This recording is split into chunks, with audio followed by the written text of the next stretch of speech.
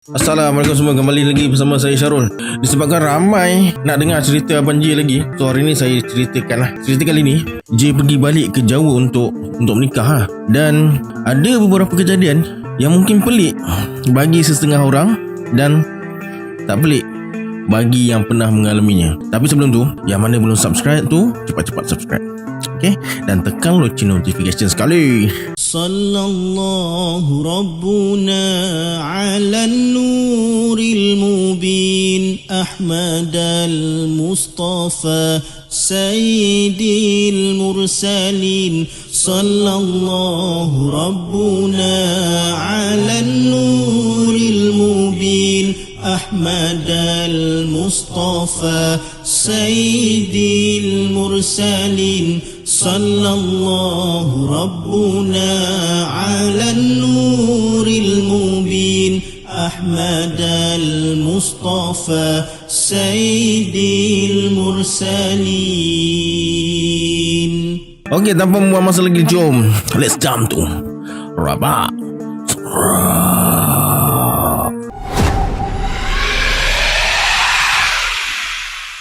Okey, dari tahun 1994 hingga 98, setiap tahun J akan ke Jawa Timur. Paling kurang pun dia akan cuti 4 hari. Sehari untuk perjalanan pergi, sehari untuk perjalanan balik. 2 hari je waktu dia dekat Blitar tu. Waktu sebenar dia dekat Blitar. Dari KL ke airport dah 1 jam. Duduk dekat airport 2 jam. Penerbangan 2 jam 45 minit lebih kurang. Tunggu beg lagi sejam. Dari airport nak ke Blitar 3 jam lebih. Semua lebih kurang 11 jam dalam perjalanan saja. Urusan menikah pun banyak benda kena buat sebenarnya. Mula-mula surat perakuan bujang dari majikan. Lepas tu pergi Jawi minta surat kebenaran nikah luar negara. Kemudian pergi kedutaan Malaysia dekat Jakarta, minta surat kebenaran nikah di Jawa. Ada lagi. Lepas tu surat tu kena bawa pula ke KUA, Kantor Urusan Agama, tempat isteri. Lepas menikah, surat nikah nak kena bawa pula ke kedutaan Malaysia dekat Jakarta untuk pengesahan dan mohon visa ikut suami. Sampai Malaysia pula nak kena daftar nikah dekat Jawi, kena daftar nikah di kedutaan Indonesia pula dekat KL. Lepas tu kena daftar di Jabatan Immigration dekat KL untuk visa ikut suami. Lepas tu kena daftar dekat JPN. Begitulah prosedurnya. Jadi sesiapa yang teringin nak menikah dengan wanita Indonesia, inilah prosedur yang perlu diikuti untuk elakkan kesulitan di kemudian hari nanti. Banyak guna masa dan duit lah. Alhamdulillah, semua urusan J dipermudahkan. Masa majlis resepsi dekat Blitar, Umi, ayahnya Pak Warno dengan abangnya Sujito pun datang. Atina dan Iyu pun tahu J ke Jawa untuk menikah. Atina tahu daripada boyfriend baru dia, kawan J juga, nama dia Sam. Dia ni selalu J ajak pergi kedai Atina beli kasut. Iyu tahu dari makcik J. Lepas sebulan J menikah, Iyu pun kahwin dengan Kevin. Sam dan Athena kahwin tahun 1999. Okey, balik kepada cerita. Pada malam pertama lepas menikah, lebih kurang pukul 2 pagi, bumbung rumah mertua J berbunyi macam kena baling pasir. J terjaga sebab pasir tu jatuh atas bilik pengantin. J pun keluar dari bilik menuju ke tingkap nak intai kalau ada sesiapa dekat halaman rumah. Tapi intai tak ada sesiapa. Yang ada cuma kemah dengan kerusi je yang masih belum dikemas. J masuk bilik semula. Selang 5 minit, terdengar lagi bunyi pasir dibaling atas bumbung. Kata orang-orang tua, itu cubaan untuk memukau sebelum pecah masuk rumah. Biarlah, baik aku sambung tidur. Mertua aku mesti dah pagar rumah, kata J dalam hati. J pun sambung tidur balik. J terjaga bila terdengar alunan bacaan Al-Quran di surau berdekatan. Jam dah pukul 4.30 pagi. J tolak sebelah. Isteri dia dah tak ada dah. Pukul 4.45 dah masuk waktu subuh. Sejuk sungguh pagi tu, nak mandi pun takut. Kemudian Mut suruh mandi cepat, takut ramai orang nak guna bilik air nanti. J pun capai tuala dan menuju ke bilik air. Dekat ruang tamu, J tengok bapak mentua dia, Pak Kiai lah. Dia dah bersiap-siap nak ke surau. Pak Kiai bersuara, "Luqman, bapak pergi dulu ya. Nanti kamu nyusul dengan Jubed." "Baik pak." "Oh ya, orang yang tengah berenang dekat luar tu biarkan je." "Berenang?" "Okey guys, Jubed ni anak buah Mut tau." Okey, sambung. J pun pergilah mandi ala-ala Piramli pagi tu sebab nak kejar waktu solat berjamaah dekat surau. Lepas tu J kena tinggal pula dengan Jubed sebab dia dah pergi dulu. Masa J keluar rumah, dia nampak ada 2 orang lelaki meniarap atas tanah macam tengah berenang.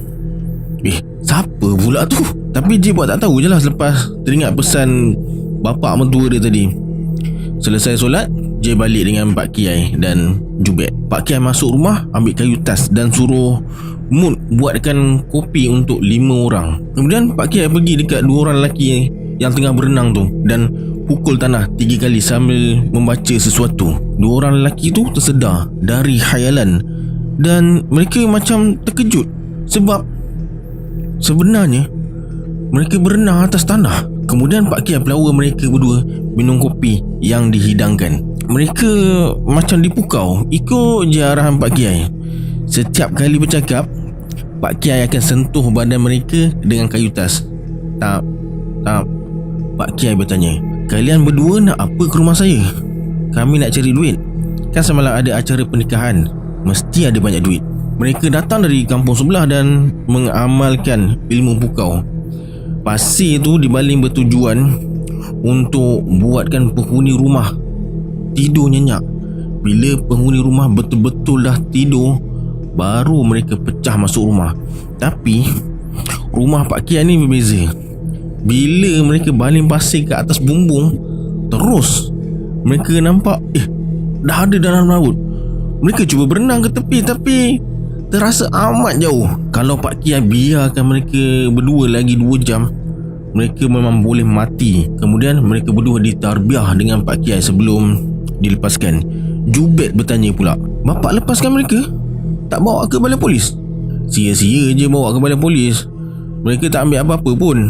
Nanti mesti polis lepaskan mereka juga. Nanti kalau mereka jadikan orang lain mangsa, macam mana pak?" "Jangan risau. Ilmu mereka dah hilang lepas minum kopi tadi. Bapak dah buang." So, rupa-rupanya kopi tu dah dijampi oleh Pak Kiai. Luntur segala ilmu hitamnya. Pagi tu mereka bersarapan beramai-ramai. Seronoklah bila semua adik-beradik Mut ada. Lepas sarapan, mereka beramai-ramai kemas halaman rumah tu. Kursi meja dan kemah persatuan penduduk punya, jadi tak adalah kena bayaran sewa pun. Cuma pulangkan lepas gunalah. Kalau ada yang hilang atau rosak, kenalah ganti baru. Dan dekat sana pengganti baru tak kena cuci periuk pelanga lepas selesai kenduri. Bukan macam dekat sini, semua diuruskan oleh orang-orang kampung yang datang merewang. Masa berbual dengan Pak Kiai, J tanya mentera apa digunakan untuk pagar rumah dengan laut. Dia kata guna ayat 9 surah Yasin. Bacakan ayat tu sambil berjalan keliling rumah ikut lawan jam. Ikut lawan jam. Gunakan kayu untuk ukir garisan sepanjang kita mengelilingi rumah. Baca dari mula kita ukir garisan sampailah bercantum ukiran garisan tu. Lepas tu niatkan orang yang berniat jahat akan nampak laut di sekeliling rumah kita. Susah betul nak sebut sekeliling. Petang tu J ronda satu kampung dengan isteri dia, naik motor Jubed. Mut tunjukkan ke semua rumah saudara mara dan kawan-kawannya. Dia tunjukkan juga rumah-rumah yang Pak Kiai tak bagi pergi atas sebab-sebab akidah. Ada 3 buah rumah dukun yang Mut tunjukkan dekat J, termasuk rumah dukun yang ada saka harimau. Ada seorang dukun tu pula puja kubur dalam rumah. J berhenti dekat tepi sawah. Dekat kampung dia tak ada sawah. Itu yang buatkan J suka tengok sawah. Yelah, cantik pemandangan sawah kan, padi yang hijau. Dekat pinggir sawah pula ada landasan kereta api setengah jam sekali, mesti dengar bunyi kereta api lalu. Padi dekat situ pula jenis padi Huma atau padi bukit. Nampak cantik lah sawah tu, bertingkat-tingkat dekat lereng bukit. Balik meronda, Pak Kia panggil J. Dia tak galakkan J ke rumah dukun-dukun dekat sini. Mereka semua dukun ilmu hitam. Bersembang dengan mereka dekat warung tak apa, jangan ke rumah mereka. Banyak buruk dari baiknya. J pun mengiyakan je lah, tapi rasa ingin tahu membuat-buat pula. J ni jenis nak tahu kenapa sesuatu tu tak boleh. Dia akan cari sebabnya. Besok aku nak pergi diam-diam, kata J dalam hati. Kemudian Mok suruh J tolong petik terung 5-6 biji nak buat sambal terung malam nanti. Tiba-tiba J teringat hari pertama dia datang nak belajar dengan Pak Kia dulu. Mok suruh J buat batas sayur nak tanam benih terung dengan bayam. Banyak juga pokok terung, dekat 20 pokok yang menjadi. Tu semua dia tanam masa dia mula-mula nak belajar tu. Malam tu J beritahu Mut dia nak ziarah salah satu rumah dukun. J minta Mut rahsiakan dari Pak Kiai. Kata Mut kalau nak berurut pergi ke rumah Pak Sutrisno. Dia ni dukun yang puja kubur dalam rumah tu. Bagus juga, ini boleh jadi alasan pergi rumah dia, kata J dalam hati. Keesokan harinya, lepas Pak Kiai ke sekolah pondok dia, J ke rumah Pak Sutrisno atau Pak Tris lah diorang panggil. J pinjam motor Jubet. Sampai dekat sana, J tengok dah ada 5-6 orang tengah tunggu giliran. Bila nampak je J sampai, Pak Tris terus sambut J dengan ramah dan berkata, "Wah, ini ada tamu dari Malaysia. Bapak buat dia dulu boleh tak?" "Boleh pak." "Tak apa." Pak Tris minta izin dekat tetamu lain. Lepas tu J dijemput masuk ke dalam satu bilik khas. Ada sesuatu yang bertutup dengan kain kuning dekat tengah-tengah bilik tu. Terkejut besar J bila kain kuning tu dibuka. Kubur. Dekat atas kubur tu ada 9 bilah keris kecil. Dekat tepi pula ada colok yang biasa orang Cina pakai tu, dan senaskah kitab Mujarobat Jawa kuno. Weh, menyeramkan. Macam tahu apa yang J fikirkan. Pak Tris berkata, "Jangan takut, kamu tak akan diganggu. Tenang je." J pun bagi tahulah tujuan dia datang. Pak Tris ulurkan kain pelikat suruh J pakai. Sebelum urut, dia suruh J minum air berisi 7 jenis bunga. Sebelum minum, J baca Bismillah 5 sebagai penawar kalau memudaratkan lah. Lepas minum, Pak Tris suruh dia sedut asap colok tu. J tak sedut, dia hembus perlahan guna hidung. Lepas tu dia nak masukkan susuk emas dekat lutut. Lepas J bagi tahu ligamen lutut dia koyak. Alhamdulillah, jarum emas tu tak boleh masuk. Tak ada rezeki, kata Pak Tris.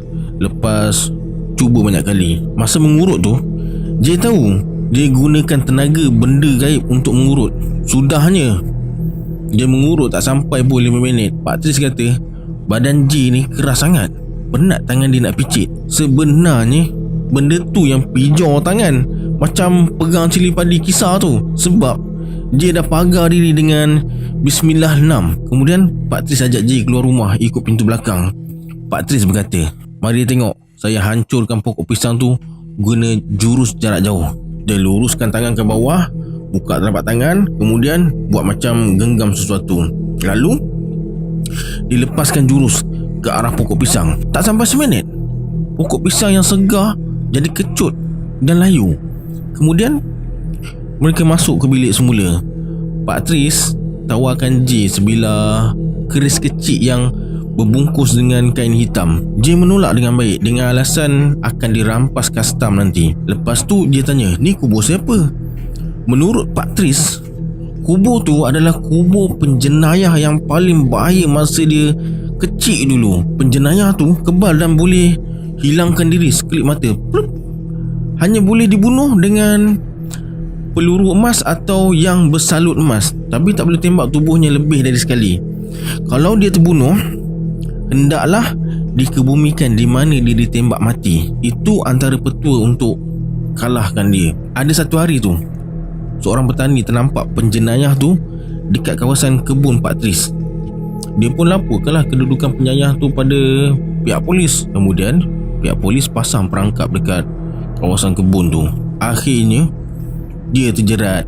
Polis tembak mati penjenayah tu dengan peluru emas. Lepas urusan dekat hospital, jenazah tu dibawa ke kebun tu semula dan dikebumikan dekat situ juga. Kemudian keluarga Pak Tris buat rumah dekat kawasan kubur tu. Kubur tu dibuatkan bilik khas untuk ritual pemujaan.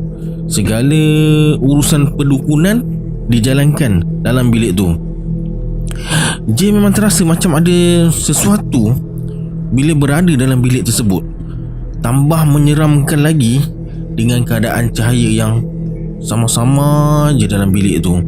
Lepas dekat 2 jam dekat situ, J pun minta diri untuk pulang dan hulurkan sampul surat berisi duit Malaysia. Pak Tris ucapkan terima kasih dan ucapkan selamat pengantin baru. Masa keluar dari bilik, J perasan dia diekori sesuatu dari belakang. Dekat luar pula bertambah ramai pengunjung yang datang. Sebahagiannya berurusan dengan pembantu Pak Tris. Sebahagian lagi sanggup tunggulah Pak Tris tu walaupun lama. Ramai juga gadis-gadis cantik yang datang dekat situ. Mereka semua nak pasang susuk, kata Pak Tris. Majoriti mereka bekerja sebagai JRO dekat Hong Kong, Taiwan, Singapura. Masa J bergerak pulang tu, motor dia terasa berat sikit, macam naik berdua. Kemudian J terbau macam bau kentang busuk. Ingat tak seram China tu? Ada. Okey, J terus berhenti. Terus dibaca Bismillahirrahmanirrahim dan Ayatul Kursi dengan kuat. Lepas tu barulah motor boleh bergerak macam biasa. Sampai je dekat rumah, Pak Kiai dah tunggu depan rumah. Dia tahan je. Kemudian dia sapu tangannya dari kepala hingga hujung kaki J. Pak Kiai berkata dengan rasa geram, "Okey, boleh masuk. Kamu ni kan dah cakap jangan pergi rumah dukun tu. Pergi juga." "Saya cuma pergi picit badan je, Pak." "Suruh je Marifin picit. Dia kan ada." Rupa-rupanya Abang ipar J, Marifin, boleh mengurut dan mengubat secara tradisional.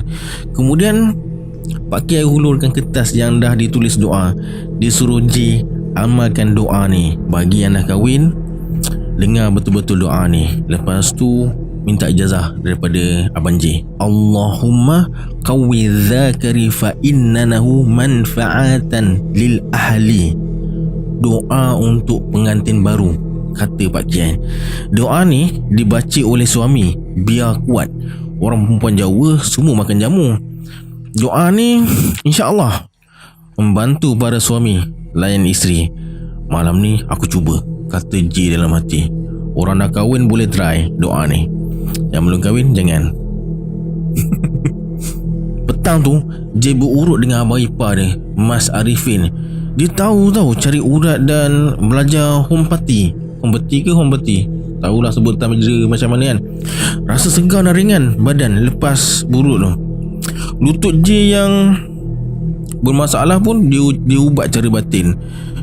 Lepas siap berurut, Muk cakap family semua nak rasa masakan J malam nanti. Mereka nak makan asam pedas ikan gurami. J suruh Muk sediakan barang, nanti dia masak lah. Lepas solat asar, J bacakan dekat air mineral dengan ayat 4 surah Yusuf, bermula dari inni ru'atu sampai lil sajidin 3 kali.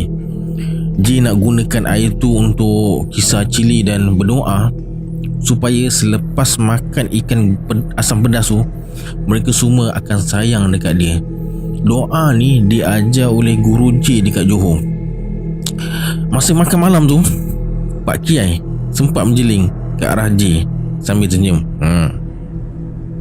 Entah dia tahu apa aku buat, kata J dalam hati. J pun buat macam biasa je. Masa merokok dengan Pak Kiai lepas makan tu, dia tanya J, kamu bacakan surah Yusuf ya masakan tadi? Terdiam sekejap J. J bersuara, ya Pak, biar bapak sekeluarga sayang saya. Kalau niat macam tu tak apa, jangan niatkan yang lain sudah. Menurut Pak Kiai, sebenarnya Tak usah banyak-banyak, cukup amalkan Bismillah 6 dan doa Nurun Nubuah. Dengan dua amalan ni, kemana saja akan selamat dan dihormati serta dilindungi Allah.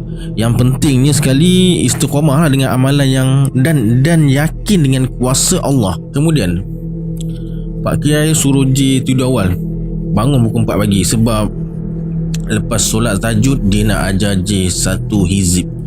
Malam tu lepas solat isyak, J terus ajak Mut masuk tidur. Dia cakap dekat Mut, bapak suruh tidur awal, esok nak bangun pukul 4 pagi. Mut tersenyum manja sambil tarik tangan J masuk ke bilik. J pun apa lagi mempraktikkan doa pengantin baru yang Pak Kiai ajar. Ni pengalaman J lah. J cakap, boleh kahwin 2 kalau macam ni, kata J lepas Okey, tepat pukul 4 pagi, jam loceng berbunyi. J terus masuk ke bilik air dan mandilah. Sejuk. Yalah, pukul 4 pagi dekat kampung pula tu, sejuk sampai ke tulang rasanya. Lepas solat tahajud, Pak Kiai ijazahkan satu doa yang diambil dari surah Yusuf, dibacakan sebanyak 40 kali selepas solat fardu. Sampai masa tertentu, secara automatiknya ianya akan berfungsi. Doa tu salah satu doa perang selain Kahf 40. J berbual dengan Pak Kiai sampai masuk waktu subuh. Mereka solat berjemaah dekat surau. Lepas solat, J diperkenalkan kepada para jemaah surau. Mereka semua baik-baik dan beramah. Lebih-lebih lagi bila mereka tahu J ni fasih cakap Jawa. Masa nak keluar tu, mereka disapa seorang kawan Pak Kiai, Pak Kasan. Pak Kasan ni guru silat Jawa dekat sini. Mereka bersalaman dan saling memperkenalkan diri. Kemudian Pak Kasan, pelawar J, datang ke gelanggang dia. J cakap insyaAllah memang dia teringin nak belajar silat Jawa ni. Balik dari surau, sarapan dah siap. Ubi rebus, keledek goreng, nasi putih, ikan sepat masin goreng, sayur bening bayam, tauhu, tempe goreng dan sambal belacan. Untuk J pula dah siap jamu beras kecoh segelas. Orang Jawa ni nasi putih mesti ada masa sarapan. Yelah, mereka petani dan pesawah, guna tenaga yang banyak. Kalau sarapan setakat kuih je, memang tak bertenaga lah nak bertani dan bersawah. Lepas sarapan, J hantar mak mertua dia ke pasar guna motor roda 3. Mak mertua J ni meniaga ayam dan itik. Ayam dan itik diikat kakinya dan dimasukkan ke dalam kotak. Hari-hari bawa 10 ekor ayam dan 10 ekor itik. Sampai dekat pasar, orang dah ramai. Kedai mertua J ni dekat hujung sekali, jadi senanglah J nak turunkan ayam dan itik. Kemudian ayam dan itik tu J masukkan dalam reban. Pagi tu J tolong mak mertua dia. Jubek tak ada hari tu sebab J demam. Kalau tak, biasa Jubek dengan mak mertua dia yang meniaga. Ingat kan, Jubek ni siapa? Anak buah Mut. Majoriti pelanggan dan peniaga dekat pasar tu dari suku Jawa. Macam-macam dialek Jawa ada. Dekat Jawa Timur je ada 3 atau 4 dialek. Setiap daerah ada dialek yang berbeza. Jawa Tengah pula ada 4 dialek. Mereka boleh kenal seseorang tu dari daerah mana ikut dialek mereka. Jawa Barat pula majoritinya suku Sunda. Disebabkan J ni fasih cakap Jawa, senanglah berurusan dengan mereka. Cuma pelanggan lah ada yang tertanya-tanya, J ni dari mana? Sebab dialek berbeza dari mereka. Tapi J tak bagi tahu lah mereka yang dia ni orang Malaysia. Kalau orang Jawa Timur yang tanya, J jawab dia orang Jawa Tengah. Kalau orang Jawa Tengah yang tanya, J jawab lah dia orang Jawa Timur. Alhamdulillah, mereka percaya.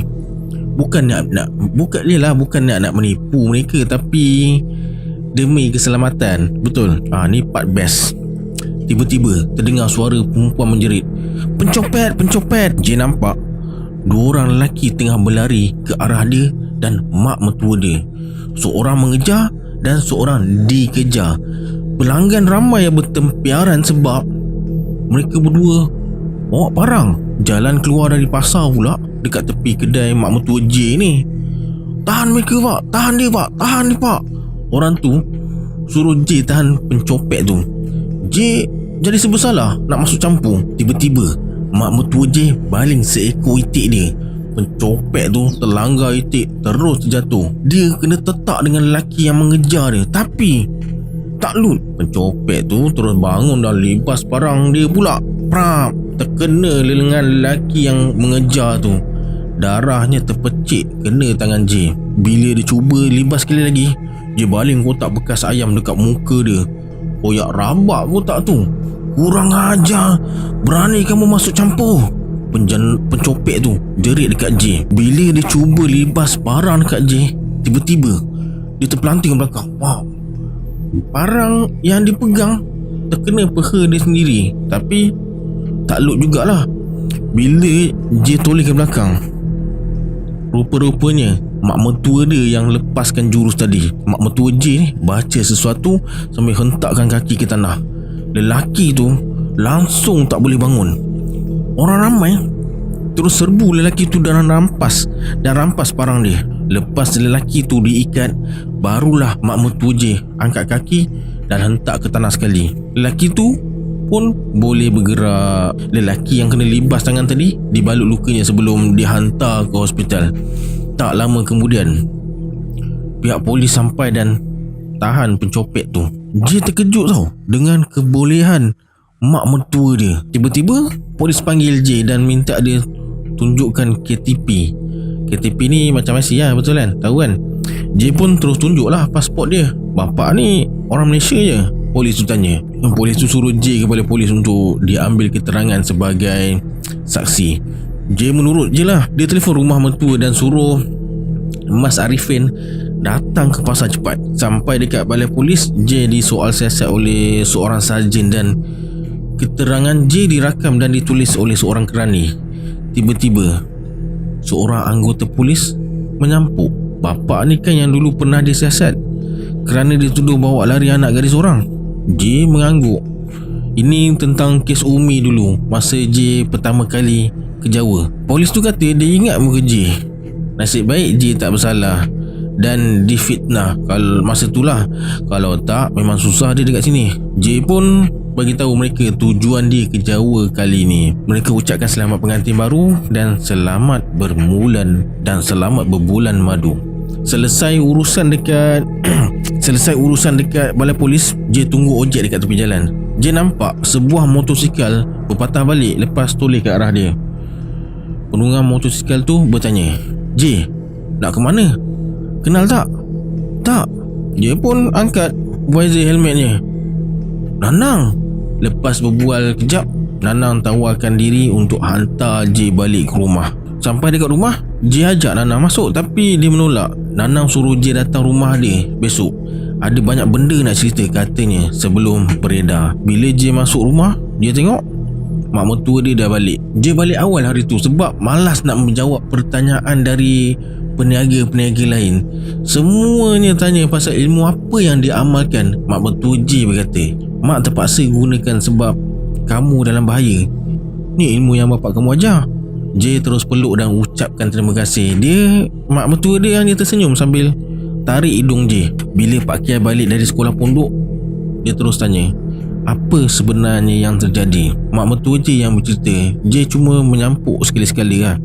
Lepas solat asar, J minta izin Pak Kiai nak ke rumah Pak Kasan, guru silat Jawa tu. Pak Kiai izinkan, tapi jangan belajar apa-apa, sekadar untuk ziarah dan menuntun mereka berlatih je. Sampai dekat rumah Pak Kasan, J terus ke gelanggang silat dekat tepi sawah.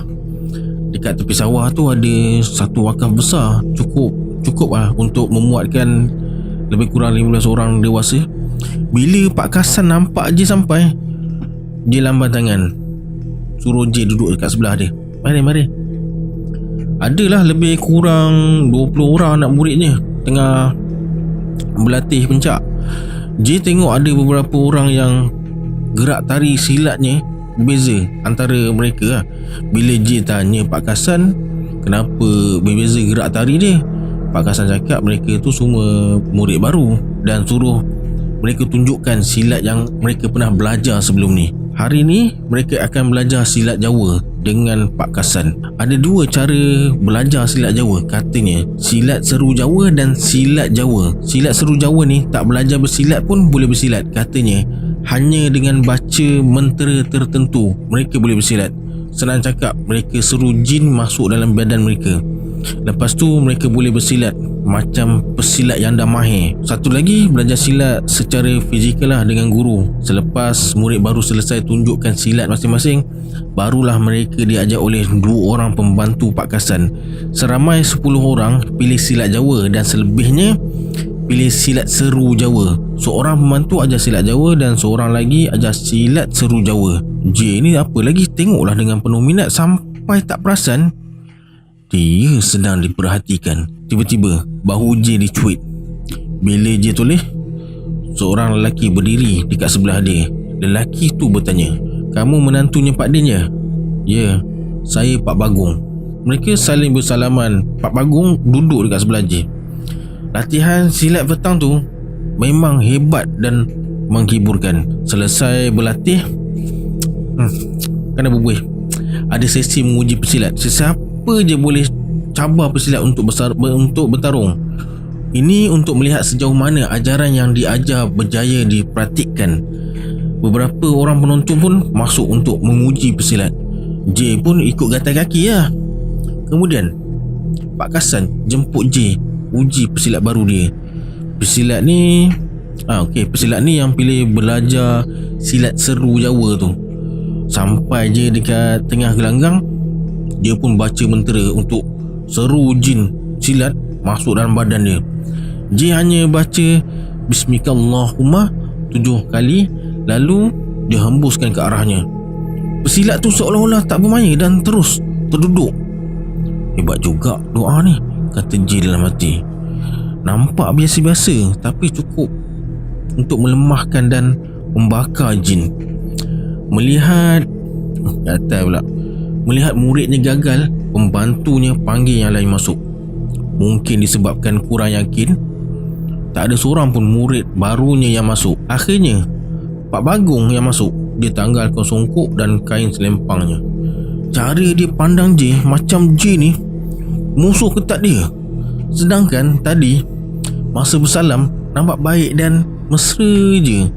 Dari gerak jarinya, dia mengamalkan silat macan, tapi bukan macan putih. Dia tahu kalau lawan cara fizikal memang dia akan kalah sebab sakit lutut kan. J boleh guna tangan, siku dan kaki kiri je. Tak sampai 3 minit bertarung, pukulan cakar harimau dia kena lengan kiri J. Lengan kiri J terasa sengal dan pedih. Bila dia serang sekali lagi, J sempat menepis dan jari tangan J menusuk tepat ke matanya. Dia mengaduh kesakitan dan kelihatan cuba mengerah tenaga dalamnya di setiap pukulan. Mati aku kalau berlembut lagi, kata J dalam hati. J terus baca hizib 3 kali dan hentakkan kaki kanan dia ke tanah. Pak Bagong pegang kedua-dua belah pehanya seolah-olah kebas sambil mengaduh kesakitan. Lama kelamaan dia jatuh terduduk. J terus datang dekat Pak Bagong untuk tolong dia. Kemudian J dan pembantu Pak Kasan usung Pak Bagong ke wakaf. Sampai dekat wakaf, Pak Kasan suruh J pulihkan dia balik. J ambil air dekat parit kecil tu, bacakan sebahagian ayat Bismillah 6 dan lalu disiramkan ke tubuhnya. Tak lama kemudian dia pulih. J bersalam dengannya dan minta maaf. Pak Bagong hanya mengangguk tanpa sepatah kata. Kemudian Pak Kasan mendekati J dan berkata, "Hati-hati, dia tu dukun, ada perewangan macan." J cuma diam dan minta diri untuk pulang. Dalam perjalanan pulang tu, J terasa macam diekori. Tapi J dah bersedia lah. Lepas Pak Kasan beritahu siapa Pak Bagong sebenarnya, J terus baca ayatul kursi dengan 9 wakaf dan doa menghindar syaitan. Sampai dekat rumah, J tengok Pak Kiai tengah berbual dengan Mut dekat wakaf. Belum sempat J nak masuk rumah, Pak Kiai dah panggil dia. Pak Kiai bertanya, kenapa lengan kamu berdarah? Baju tu kenapa kotor? Disebabkan Pak Kiai dah nampak, terpaksalah J berterus terang. Sudahnya J terpaksa tahan telinga. Memang salah J pun, degil, kata bini dia. Dalam membibil pun Pak Kiai tolong juga bersihkan dan rukiahkan dia. Sebab yang buat luka dan sakit bukan kuku Pak Bagong, tapi benda lain. Malam tu J tak solat maghrib dekat surau. Dia solat berjemaah dengan isteri dekat rumah. Pak Kiai dan Mas Arifin je yang ke surau. Mereka makan malam lepas mereka berdua balik ke rumah. Memang macam itulah kebiasaan mereka, makan beramai-ramai. Semasa makan lah biasanya Pak Kiai akan bercerita atau bagi nasihat. Cerita dia masa belajar, kehidupan dia di pondok pesantren, cerita lawan tentera Jepun dan Belanda. Tapi yang paling J suka bila cerita mistik dan misteri alam gaib. Dekat Jawa ni, benda yang kita tak terfikir pun akan berlaku. Setakat boleh berjalan atas air, berjalan cepat macam angin, boleh hilangkan diri, boleh jelmakan diri jadi 7 badan, boleh lompat dari dahan ke dahan, kebal dari sebarang benda tajam dan peluru. Bukan perkara pelik dekat Jawa ni. Hampir kesemuanya J dah tengok. Apa yang J dapat baru setakat pas tumit kaki je. Malam tu sebelum tidur, Pak Kiai panggil J ke wakaf, temankan dia merokok katanya. Rupa-rupanya Pak Kiai amanahkan anak dia supaya dibimbing jadi isteri solehah. Sebab terasa hati bila seorang melepaskan amanah dan seorang lagi menerima amanah sebagai pemimpin dalam keluarga. Pak Kiai bersuara dengan penuh makna, kalau tak suka, pulangkan, jangan dibuang sesuka hati. J berjanji akan cuba jadi suami yang terbaik. Pesanan tu tetap kukuh dalam ingatannya. Dekat pukul 12 malam baru mereka masuk ke dalam rumah. Masuk bilik, letak kepala, terus terlelap. Maaf. Malam tu J bermimpi 2 orang lelaki cuba serang dia dengan pisau. Kedua-duanya bersenjatakan pisau. Dalam mimpi tu J sempat pertahankan diri dengan kayu. J terjaga bila mood gerakkan dia sambil suruh pasang telinga. J dengar macam bunyi binatang pijak bumbung bilik dia. J suruh mood baca ayatul kursi dan 4 kul. J pula baca surah Al-Saffat ayat 7 berulang kali sambil hembuskan ke arah bumbung. Tiba-tiba terdengar dengusan yang kuat disertai bunyi sesuatu melompat dari bumbung ke corong penadah air tempayan. Kuat bunyinya macam setandan buah kelapa jatuh atas bumbung zinc. Bam! Satu rumah terjaga, semuanya ke ruang tamu. Pak Kiai je yang tidur lena. Bila mak mertua J kejut, selamba je Pak Kiai cakap, jangan risau, InsyaAllah dia tak boleh buat apa-apa. Kita kan dah berdoa, biarkan Allah je yang uruskan. Kalau tak percaya, tunggu besok siang, nanti kalian tahu sendiri. Mereka pun masuk ke bilik masing-masing semula. Sambil berbaring tu, J cuba ingat muka lelaki yang datang dalam mimpi dia tu. Macam pernah terserempak, tapi lupa dekat mana dan bila masanya. Tak tahu pukul berapa J tertidur. Sedar-sedar dah dekat pukul 6.30 pagi. Cepat-cepat dia bangun sebab waktu subuh dah nak habis. Isteri dia tak ada dekat sebelah. Rupa-rupanya dia dah bangun dulu dan sibuk tolong maknya dekat dapur. Bila J tanya kenapa tak kejutkan dia, Mood kata dia dah pasang alarm pukul 6 pagi. Tapi J tak sedar-sedar. Masa J solat, dia terdengar suara orang menjerit macam terkejut, tapi tak berapa jelas sebutannya. Lepas solat tu, J ke dapur dan terkejut bila diberitahu ada sekujur tubuh tertiarap dekat sebelah tempayan dekat tepi rumah. Pak Kiai yang masih dekat surau segera dipanggil. Kakak ipar J yang nampak lelaki tertiarap tu masa nak ambil air dekat tempayan. Bila Pak Kiai sampai je, dia terus periksa nadi lelaki tu dan berkata, jangan risau, masih bernyawa lagi. Pak Kiai balikkan badan lelaki tu dan nak tengok mukanya lah.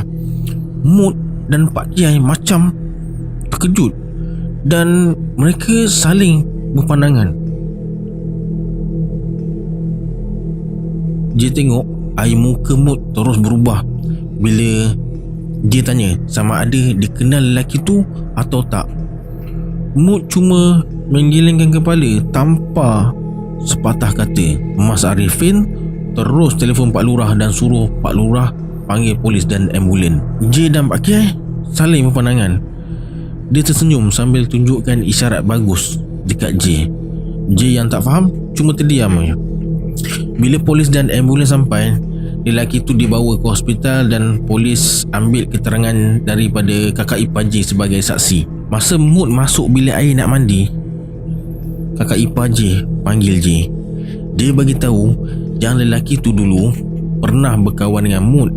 Namanya Herman. Hubungan mereka memang rapat sejak dari sekolah lagi. Lepas habis belajar, Herman merantau ke Sumatera. Selepas beberapa tahun dekat Sumatera, dia pulang ke Jawa dan kecewa bila dapat tahu yang Mut akan bernikah. Menurut kakak ipar J, Herman ni tak pernah luahkan hasrat untuk melamar Mut. Jadi Mut anggap dia tak serius dalam perhubungan. Dalam waktu yang sama, waktu tu J dah datang ke Blitar. Dengan adanya J, Mut cuba lupakan Herman. Itulah serba sebanyak cerita yang J dapat dari kakak ipar dia. Dia suruh J rahsiakan. Masa sarapan, Mut tak banyak cakap macam biasa. J pun buat macam biasa je lah, macam tak tahu apa-apa kan. Lepas sarapan, J hantar mak mertua dia ke pasar. Sampai dekat pasar, mak mertua dia pula cerita tentang Herman tu. Pak Kiai ni dari mula memang tak setuju mereka berkawan. Tapi Pak Kiai tak beritahu kenapa. Cuma kata jangan sampai berkahwin dengan lelaki tu. Sebagai ibu, dia pun turut nasihatkan Mut supaya taat kepada orang tua. Hari tu, ayam dan itik yang dibawa habis awal. Mereka pun pulang awal. Sebelum pukul 12 tengah hari dah sampai ke rumah. Lepas solat Zuhur, Pak Kiai minta tolong J betulkan corong zinc yang rosak tu. Masa J tengah tunduk nak betulkan kayu penahan corong tu, dia terpandang satu bungkusan plastik kecil berisi kertas yang berlipat. J ambil dan terkejut bila dia buka kertas lipat tu. Tertulis mentera. Ini macam mentera Macan Prabu Siliwangi, kata J dalam hati. J terus tunjukkanlah kertas tu dekat Pak Kiai. Pak Kiai pun cakap, itu mentera Prabu Siliwangi. Pak Kiai bersuara, ini ilmu Macan Prabu Siliwangi. Bukan sebarang orang tahan belajar ilmu ni. Kena puasa putih 7 hari berturut-turut. Menurut Pak Kiai, sepanjang berpuasa tak boleh makan benda berdarah dan telur. Mentera tu pula perlu dibaca 21 kali lepas solat subuh dan 33 kali baca selepas solat malam. Pak Kiai suruh J bakar mentera tu. Lepas minum petang, J minta izin Pak Kiai nak ke rumah Nanang. Pak Kiai izinkan tapi jangan terlibat dalam sebarang pertarungan. Sebelum keluar rumah, dia suruh J baca doa pendek, Inna Anna Amanna, dengan tujuan tak ada sebarang provokasi terhadap J. Pak Kiai berkata, kamu memang baik tapi pantang dicabar. Jadi bapa harap tak ada yang cabar kamu nanti. Dicabar sikit je nak lawan. J cuma ucapkan terima kasih dan terus ke rumah Nanang. Sampai dekat rumah Nanang, J terkejut sebab ada tetamu yang sangat dikenal. Ini Pak Bagong J, teman seperguruan tapi berbeza aliran, kata Nanang masa perkenalkan J dengan Pak Bagong. Mereka bersalam sambil berbalas senyuman. Nanang bagi tahu dia belajar ajian Macan Putih, Pak Bagong ajian Macan Gunung. Mereka berbual tentang ilmu bela diri dekat Malaysia dan Indonesia, tentang perjalanan J di seluruh Pulau Jawa dan kejayaan J. Nanang bagi tahu J, Umi ada telefon dia bertanyakan tentang hubungan J dengan Mut. Tapi dia tak berceritalah panjang lebar tentang J dekat Umi tu. Tiba-tiba Nanang suruh duel dengan Pak Bagong. J menolak dengan alasan tak nak baju dia kotor, nanti Pak Kiai tahu. Nanang cakap, jangan main pencak, Main pencak memanglah kotor. Cuma pukul batin je. Pak Bagong pun menolak dengan alasan letih. Nanang bersuara, "Apalah kamu, Gong? Bikin malu orang Jawa. Apa kamu takut sama J? Mungkin disebabkan tak tahan diejek." Pak Bagong terus bangun dan ajak J keluar. Nanang cakap, "Tak payah keluar. Main dekat situ je." Pak Bagong duduk balik dan bertentang mata dengan J. Pak Bagong pejamkan mata sambil membaca mentera. Terdengar dia baca mentera Kodam Harimau. "Tak boleh bagi dia baca 7 kali ni. Susah aku nanti," kata J dalam hati. J terus baca, "Bismillahumma wa hafizzam min kulli syaitanir marid." Berulang kali sambil jari telunjuknya menghala ke badan Pak Bagong. J tengok badan Pak Bagong menggigil dan cuba angkat tangan nak lepaskan jurus. Belum habis J baca mentera, J bacakan "Tarmihim bihijaratin min sijil" sambil niatkan dalam hati baling batu panas dekat Pak Bagong. Aduh, panasnya.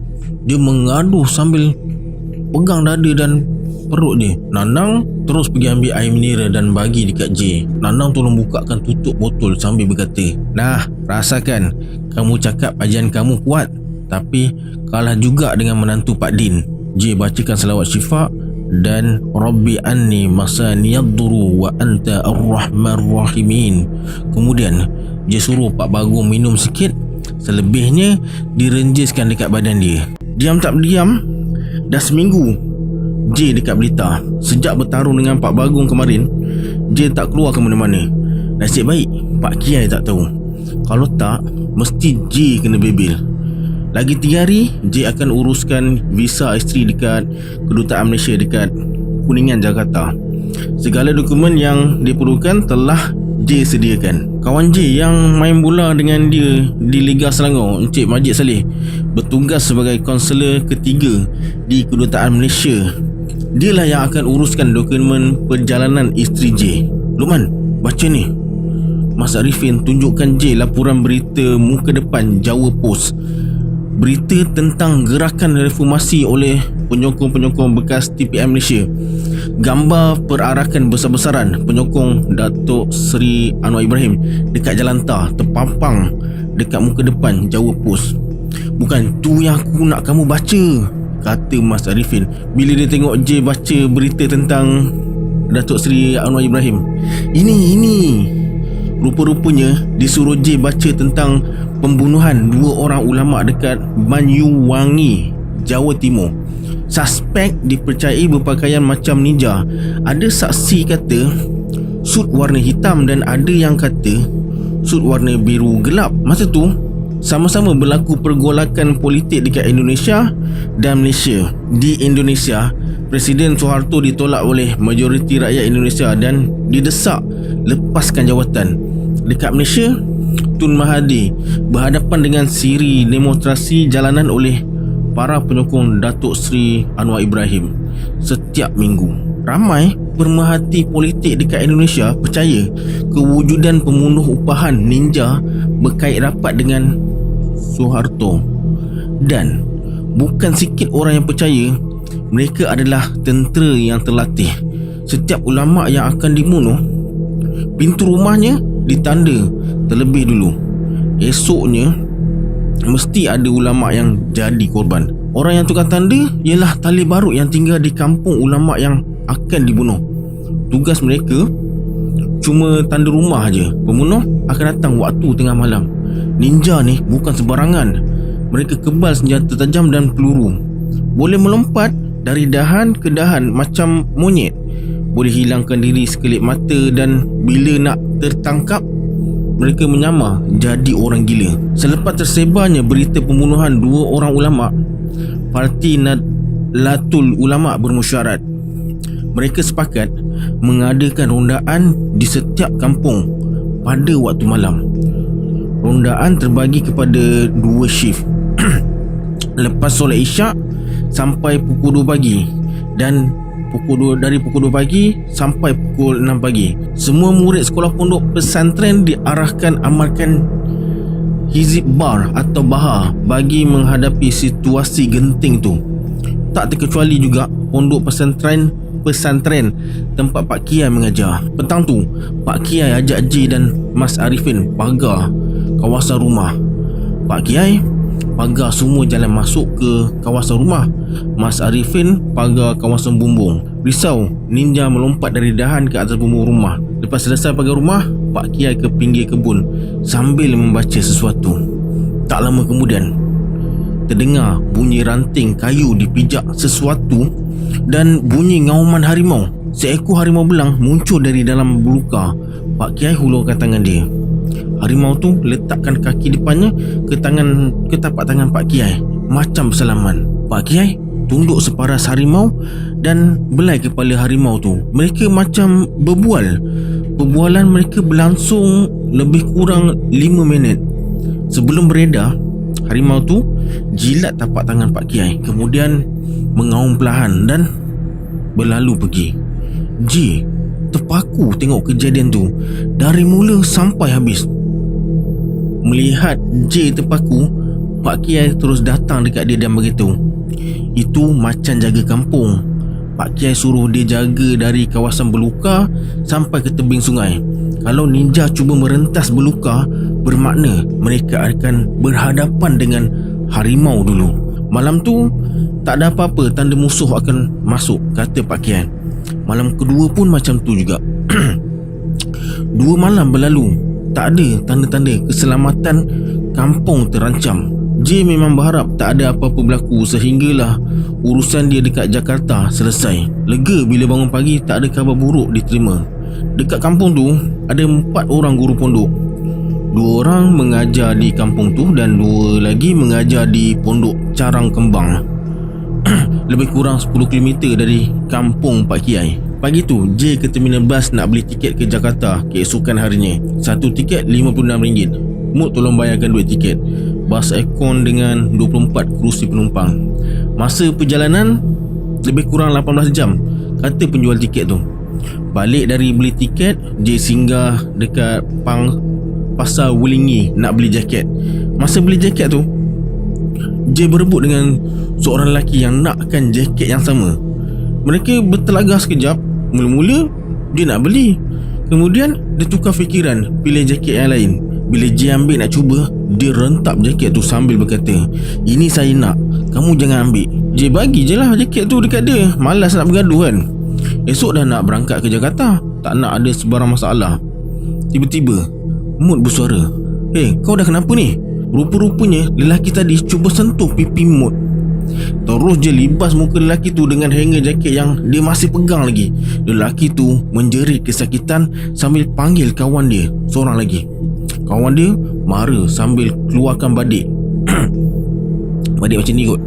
J tolak Mut ke belakang. Mut berlindung dekat kedai kasut. Lelaki tu unuskan badik sambil bermain-main dengan pantas. J hanya bersenjatakan hanger baju je. Lorong antara kedai yang sempit menyukarkan pergerakan. J hanya tunggu dia serang sambil merancang helah. Lelaki tu mulakan serangan dengan amat pantas. Kedua-dua tangannya pantas. J hanya mampu mengelak je. Belum ada kesempatan nak serang balas. J harap badik tu akan termasuk dan tersangkut dekat hanger je. Bila jadi macam tu, senanglah J nak kalahkan dia. Detik yang dinantikan akhirnya terjadi. Badiknya tersangkut dekat hanger dan serentak dengan tu J rentap hanger dan melakukan sapuan kaki kiri. Lelaki tu jatuh terlentang. Belum sempat dia bangun, tiba-tiba datang seorang lelaki pukul kaki lelaki tu dengan kayu. Lelaki tu menjerit kesakitan dan tak boleh bangun. J ucapkan terima kasih dan terus tarik Mut keluar dari kawasan pasar. Lelaki tu panggil J tapi J buat tak tahu je. Rupa-rupanya dia nak serahkan beg yang tertinggal. Dia bagi beg dan memperkenalkan diri sebagai Hastomo. Lepas bersalaman dan kenalkan diri, J pun balik. J minta Mut rahsiakan kejadian tadi. Tak nak dengar bebelan mereka dekat rumah. Tengah hari tu, semua pakaian dan dokumen yang diperlukan J dah siapkan. Tinggal tunggu nak bertolak je tengah hari esok pukul 12 tengah hari. Lepas solat Zuhur, J dan Mut pergi ke komplek makam Bung Karno nak beli cenderahati dan ziarah makam. Lepas bertahlil dan mendoakan Allahyarham Bung Karno, J terus ke kedai cenderawati. Dekat sekitar kawasan komplek makam terdapat lebih kurang 200 kios jual cenderawati dan pakaian. Ada juga beberapa restoran yang jual semua jenis menu makanan Indonesia. Sebenarnya komplek makam dan Muzium Bung Karno tersenarai antara tempat yang paling ramai pengunjung setiap hari. J belikan sehelai baju batik dan cenderawati untuk kawan dia, Encik Majid, yang bertugas di Kedutaan Malaysia sebagai oleh-oleh dan sebagai tanda terima kasih uruskan visa mood.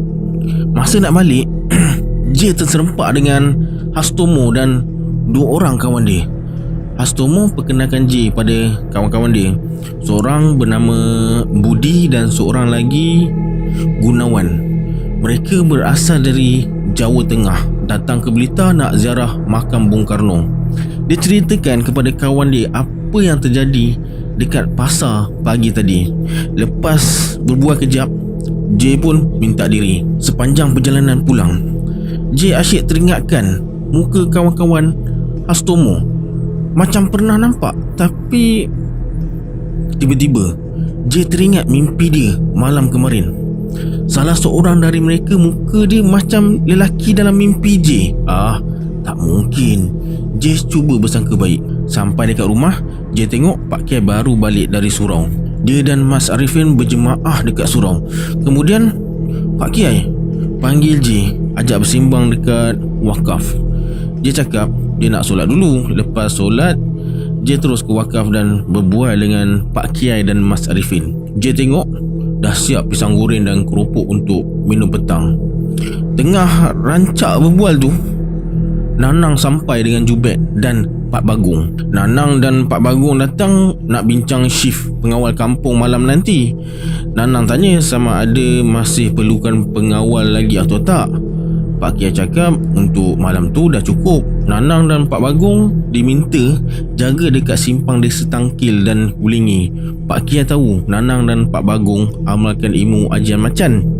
Jadi Pak Kiai percaya mereka berdua mampu laksanakan tanggungjawab yang diberi. Malam tu lepas solat Isyak, J terus tidur. Dia teringin nak ikut berkawal shift pukul 2 pagi sampai 6 pagi. Firasat J kuat mengatakan yang geng ninja akan masuk kampung. Cuma tak pasti geng ninja akan serang guru pondok yang mana satu. Pak Kiai pun fikir macam tu juga. Tapi Pak Kiai tak nak ikut berkawal. Dia cuma duduk rumah je. Tepat pukul 1.30 pagi, jam loceng berbunyi. Pukul 2 pagi, J nak ikut berkawal, walaupun Pak Kiai kata tak payah. Sebelum keluar, J buat solat sunat dan membaca sesuatu, mohon bantuan ilham dan tenaga lain masa berhadapan musuh. J dan Mas Arifin terus ke jalan besar dekat depan rumah. Mereka duduk berlaga punggung macam ni. Mas Arifin menghadap ke utara, J menghadap ke selatan. Lepas tu mereka sama-sama baca doa dengan kaedah tertentu. Doa supaya mereka tak dapat dilihat musuh. Rumah Pak Kiai sendiri, dia sendiri yang kawal. Bahagian belakang dari arah Beluka, harimau jaga kampung tolong pantau. Mereka tak bercakap sepatah pun. Masing-masing diam sambil baca selawat dan doa masing-masing. Tiba-tiba Mas Arifin perasan ada geng ninja di sekitar mereka. J terus baca ayat 65 surah Yasin sambil berdoa, Allah tunjukkan dekat mana kedudukan mereka. Alhamdulillah, dapat rasakan yang seorang akan muncul depan dia dan seorang lagi depan Mas Arifin. Tak lama kemudian, betul-betul dia muncul depan J, bersenjatakan parang pendek yang berkilauan disinari cahaya lampu jalan. Seorang lagi muncul depan Mas Arifin. J terus baca doa pagar diri dari senjata tajam. Tiba-tiba dia menjelmakan dirinya jadi 7 jasad. J cepat-cepat buka baju dan pakai baju terbalik. Ini petua untuk melihat jasad sebenar, kata guru J. Dia datang dari arah kiri sekali. J tunggu dengan kayu baseball. Dia berjalan perlahan sebab ingat J masih nampak dia dengan 7 jasad. Dalam jarak 10 kaki, J terus baca doa kunci pergerakan. Bila J yakin memang dia tak bergerak, terus J menerpa dan pukul kakinya sekuat hati. Dia tak bersuara, seolah-olah tak merasa sakit. Mungkin dia kebal. J teringat pesan gurunya, ilmu kebal, ilmu hitam akan luntur dengan Ayatul Kursi atau surah As-Saffat ayat 1 hingga 10. J pilih Ayatul Kursi sebab pendek sikit. J baca Ayatul Kursi dan dengan ayat terakhir diulang 3 kali. Kemudian tiup ke air ludah dan sapu dekat kayu baseball. Terus J pukul tulang kering dia. Ninja tu menjerit kesakitan. Jeritannya memecah kesunyian malam tu. Melihat kawan dia tewas dan tak mampu bergerak, kawan dia yang bertarung dengan Mas Arifin terus hilangkan diri.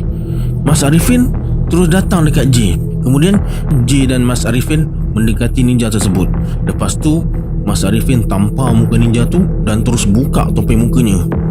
Alangkah terkejutnya J bila tengok lelaki tu adalah kawan Hastomo yang bernama Budi. Mas Arifin suruh J pukul Jido. Jido ni gendang dekat wakaf supaya pengawal yang lain datang. Setelah mendengar bunyi Jido, pengawal yang lain pun datang. Mas Arifin suruh mereka ikat ninja yang tertangkap tu.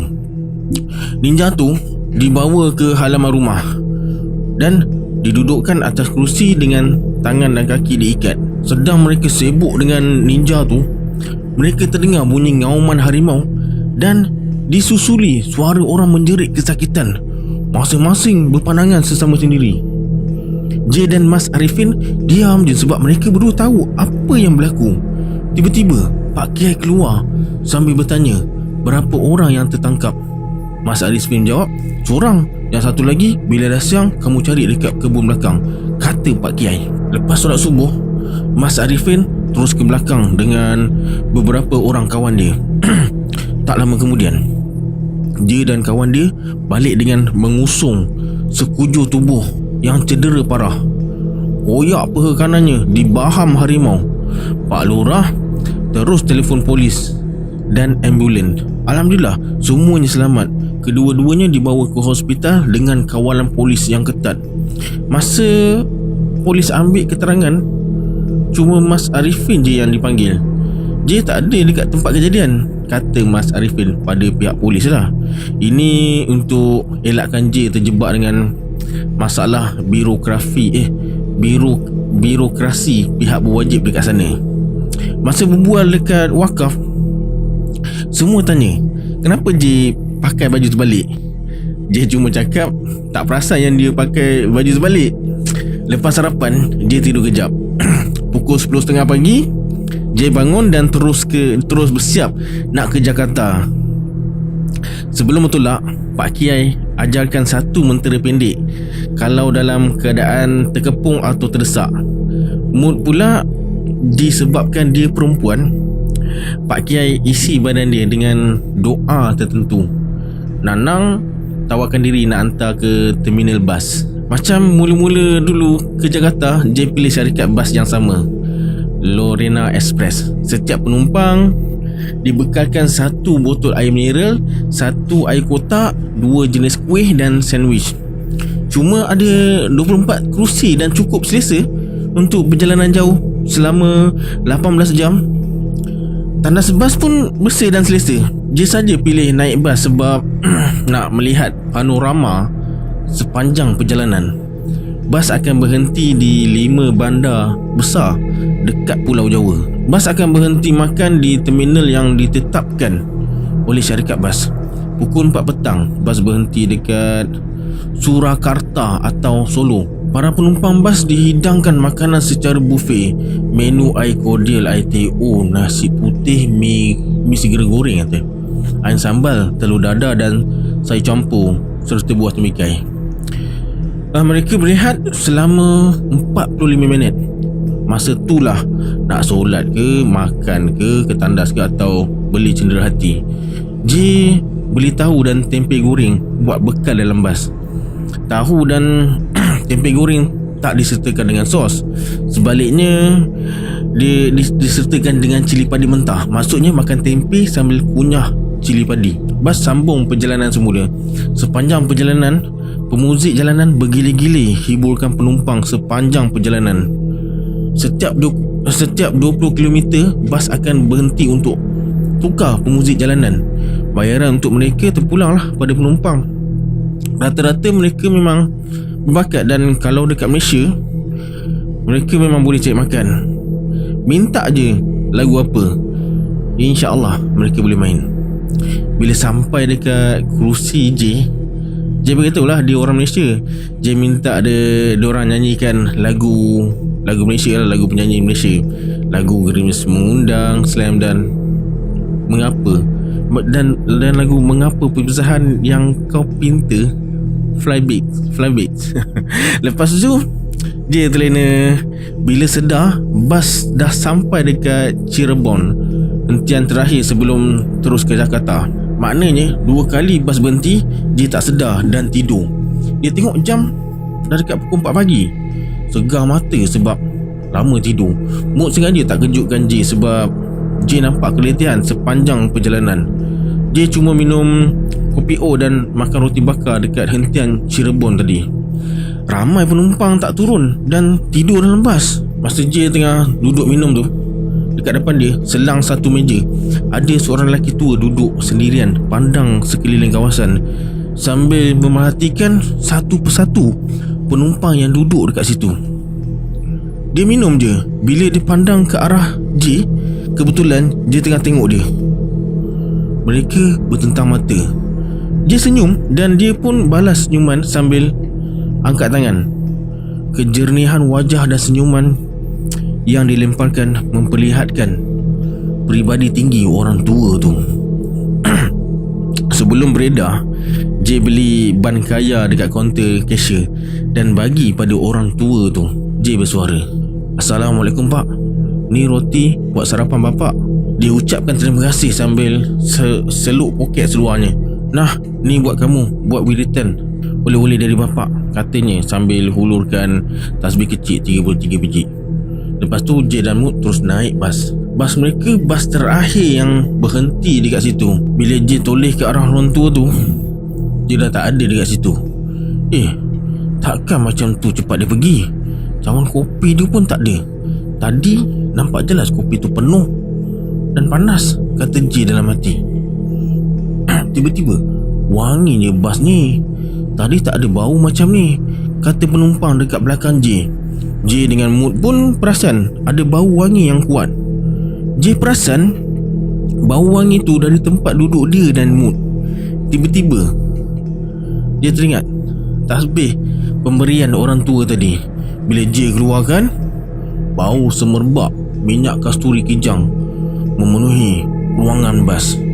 Cepat-cepat J simpan balik, dan sepanjang perjalanan tu bas berbau wangi. Ada penumpang yang bertanyakan tentang bau wangi tu pada pemandu kedua bas tu. Pemandu tu cakap, dah biasa kalau bau wangi macam ni. Beruntunglah siapa yang dapat minyak wangi tu. Setahun cuma 3 kali je dia bagi minyak wangi tu, dan hanya orang tertentu je yang dapat. Tak semena-mena J terlelap. J macam antara sedar dan tak sedar. Dalam antara sedar dan tak sedar tu, terdengar suara orang tua tadi. Dia bagi tahu yang dia tinggal dekat kawasan berbukit belakang hentian bas Cirebon tu.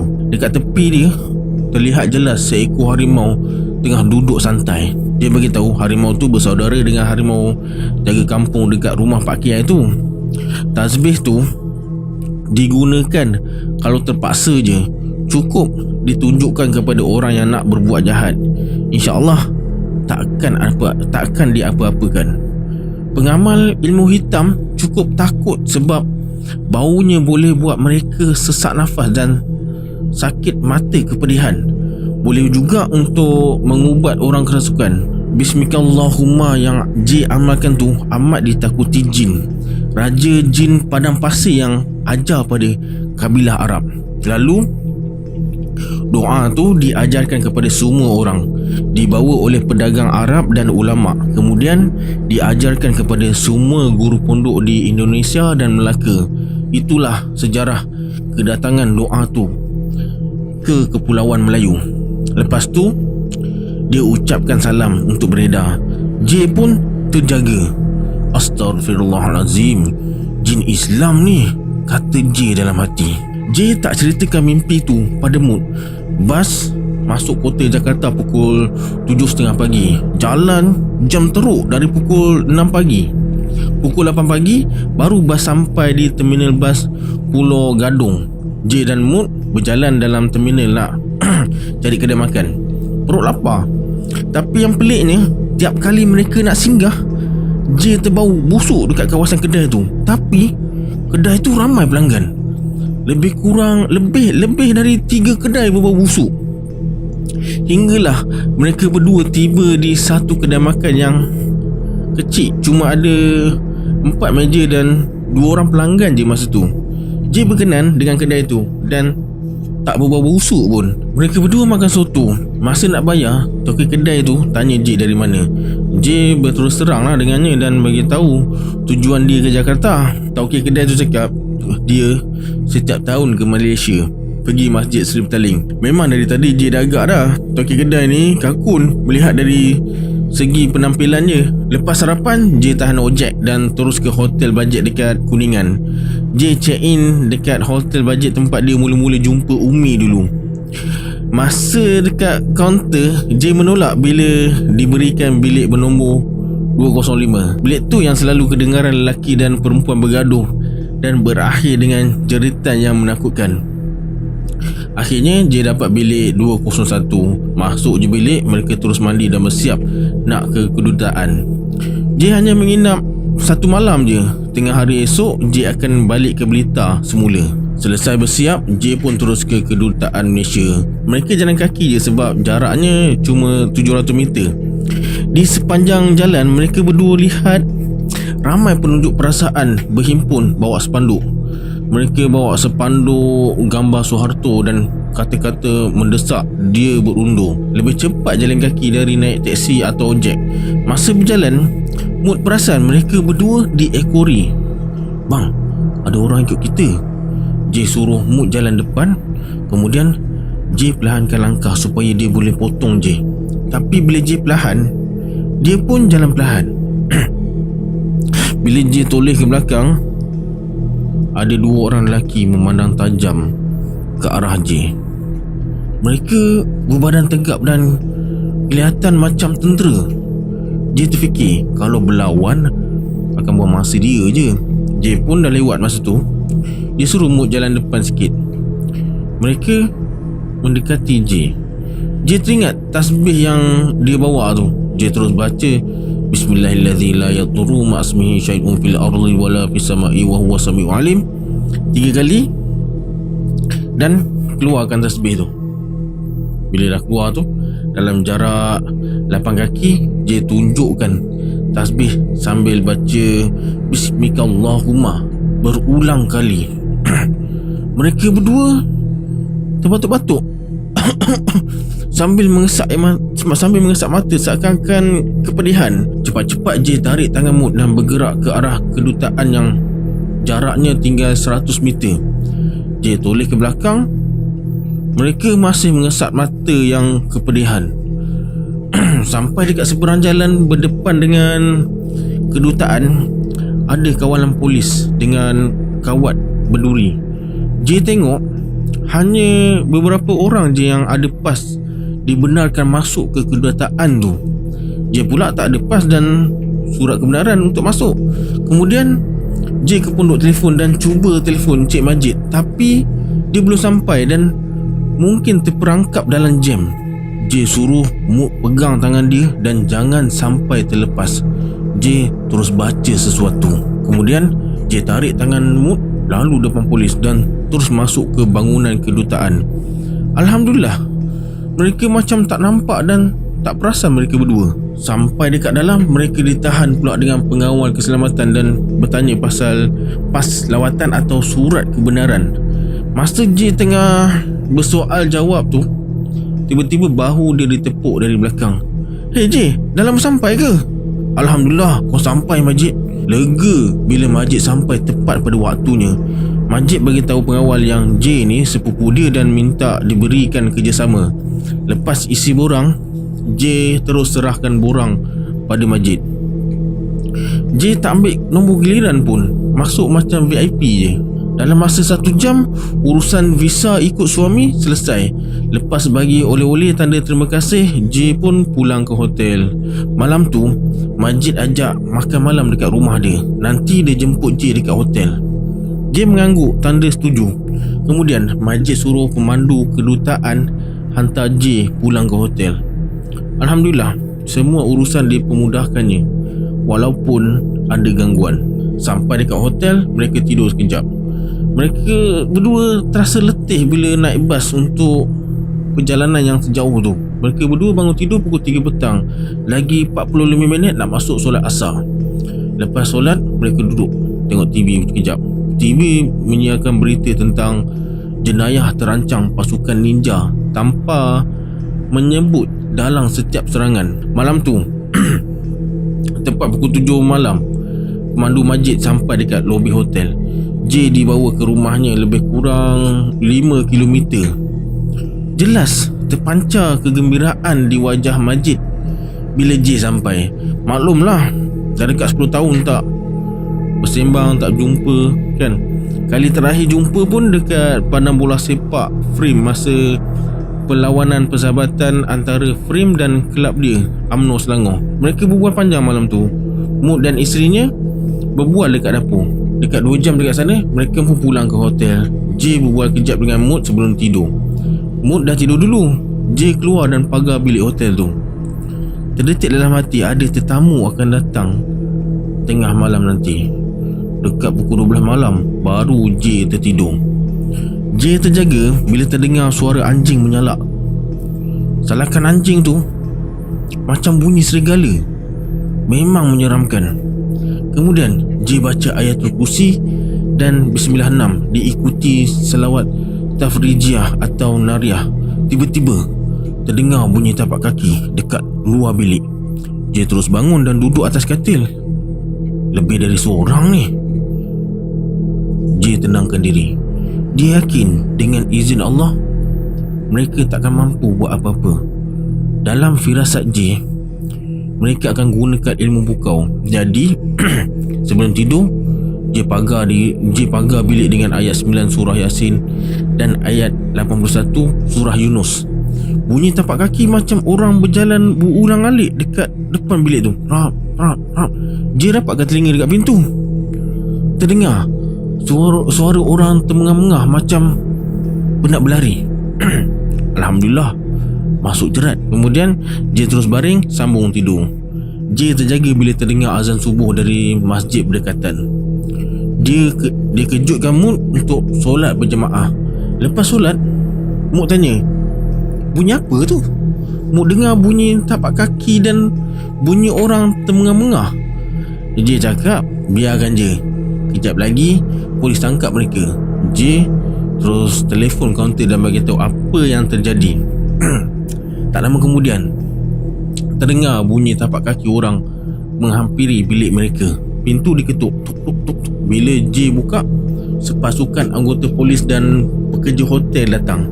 Dekat luar bilik ada 2 orang lelaki terbaring keletihan. Mereka tanya sama ada J kenal mereka atau tak. J cakap dia tak kenal. Kemudian J kenalkan diri dan bagi tahu tujuan dia menginap dekat situ. Setelah polis periksa segala dokumen dan berpuas hati dengan keterangan J, mereka terus tangkap kedua-dua lelaki tu. Pekerja hotel tu cakap dia tak perasan langsung 2 orang lelaki tu masuk lobi, sedangkan loceng pintu akan berbunyi setiap kali pintu dibuka. Macam mana mereka boleh terlepas? Dia pun tak pasti. J cuma diam je. Kemudian J suruh Mut mandi dan berkemas sebab J nak keluar cepat dari hotel tu. J risaulah kalau ada kawan mereka datang cari dia. Siap berkemas, J minta tolong pekerja hotel tempahkan tiket bas ke Blitar. Alhamdulillah, ada tiket bas untuk perjalanan ke Blitar pukul 10 pagi. J keluar dari hotel pukul 9 pagi. Bas bertolak ke Blitar tepat pukul 10 pagi. Bas Loreno Express juga yang J pilih. Dijangka tiba pada pukul 5 pagi esoknya. Lebih kurang 18 jam lah dalam bas tu. J dan Mut dapat tempat duduk bahagian tengah tak ramai penumpang masa tu. Hanya 18 orang je. Selebihnya akan naik di Cirebon dan Surakarta. Bas baru lepas pintu gerbang Jakarta, J dah tertidur. Mengantuk sebab malam tadi tak cukup tidur. Sebelum tidur, J beritahu Mut supaya kejutkan dia bila bas sampai dekat Cirebon. J berharap sangat dapat jumpa dengan orang tua yang hadiahkan tasbih tu. J nak pulangkan tasbih tu sebab dia rasa tak sesuai dengan jiwa dia. Boleh buat jiwa kacau rasanya. Baru sehari pun dah rasa lain. Badan dan kolbu rasa cemburu dengan kehadiran tasbih tu. Hanya jauh hari mengenal manikam. Sampai dekat Cirebon, dia terjaga sendiri bila terdengar suara. Dah sampai Cirebon, J terkejut. Suara siapa ni? Sedangkan Mut tidur lagi. Belakang J orang perempuan 2 beranak duduk. Kemudian J kejutkan Mut untuk turun makan tengah hari dan solat. Panas lah. Selesai makan, J solat. Mut ke surau perempuan. Dekat surau, J tengok semua orang solat sendiri. Mungkin mereka nak cepat kot. Masa J tengah cari orang nak solat berjemaah, tiba-tiba bahu dia ditolak ke depan dan terdengar suara, Kamu ajar jadi imam. J pun mengimamkan solat. Lepas solat, masa J palingkan badan, dia terkedu. Rupanya orang tua yang sedekahkan tasbih tu. J bersalaman dan beritahu hasad dia nak pulangkan tasbih tu. Orang tua tu terdiam sekejap, lalu berkata, "Baiklah nak, bapa menghormati keputusan kamu. Seandainya itu yang terbaik buat kamu.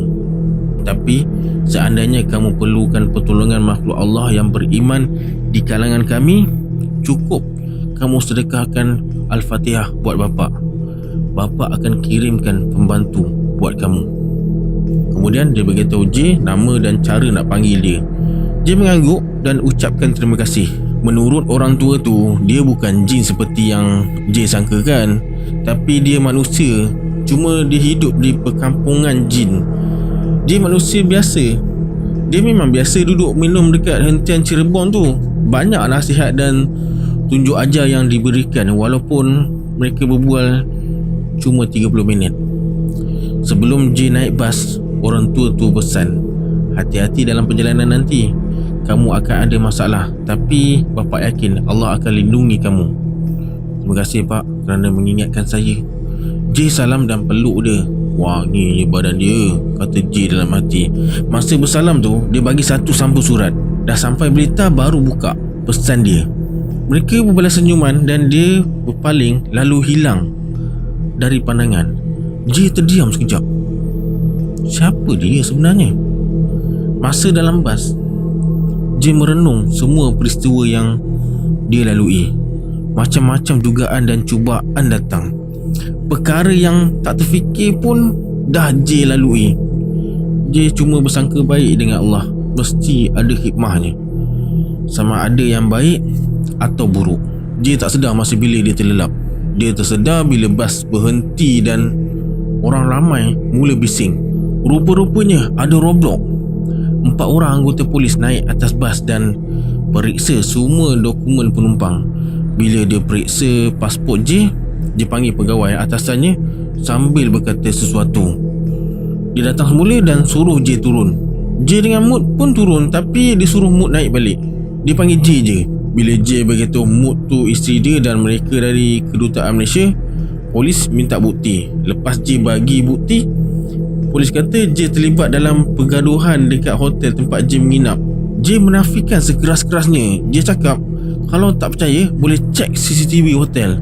Rupa-rupanya nama J ada dalam rekod polis lepas polis soal siasat dia malam tadi.